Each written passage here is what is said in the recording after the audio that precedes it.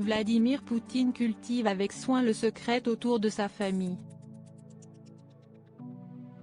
La course au vaccin contre le Covid-19 l'a obligé à sortir de son silence sur le sujet.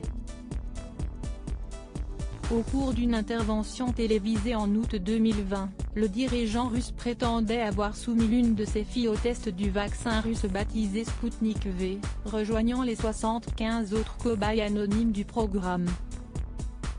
L'information vaut son pesant de cacahuètes. Le sacrifice de Poutine évoque celui de l'impératrice Catherine II qui, au XVIIIe siècle, fit inoculer la variole à l'un de ses fils pour donner l'exemple. Vladimir Poutine nous offrait l'étrange récit de sa fille fantôme à la télévision russe il y a 2 ans. Une de mes filles s'est fait vacciner, je pense qu'en ce sens elle a participé à l'expérience. Elle a eu une petite poussée de fièvre à 38 degrés le premier jour, puis à 37 degrés le deuxième. Et si est tout. Après la deuxième injection, la deuxième vaccination, la température a également un peu augmenté, puis totalement baissé. Maintenant, elle se sent bien, et les résultats sont excellents. Qui est donc cette mystérieuse fille? Maria? Ekaterina? Des fantômes qui ne se sont jamais exprimés sur le sujet. La mystérieuse fille fantôme de Vladimir Poutine. On ne peut parler de la mystérieuse fille fantôme de Vladimir Poutine sans évoquer la vie sentimentale du chef d'État. Le président russe a rencontré Lyudmila Shkrebneva alors qu'elle était hôtesse de l'air de l'Aeroflot.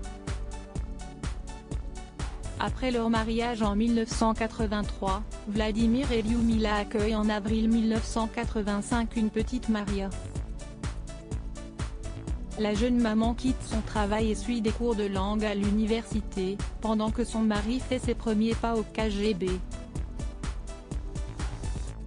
De Leningrad, le couple déménage ensuite à Dresde où naît Ekaterina, en 1986.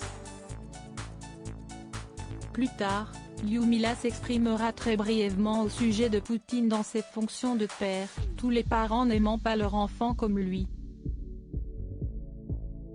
Il les a toujours beaucoup gâtés et j'étais celle qui devait les punir. Poutine s'empresse de dissimuler sa vie familiale en accédant à la fonction suprême.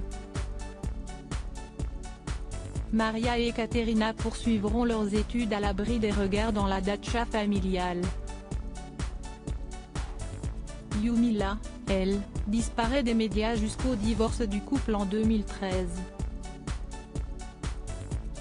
Le mystère plane encore. Loading widget.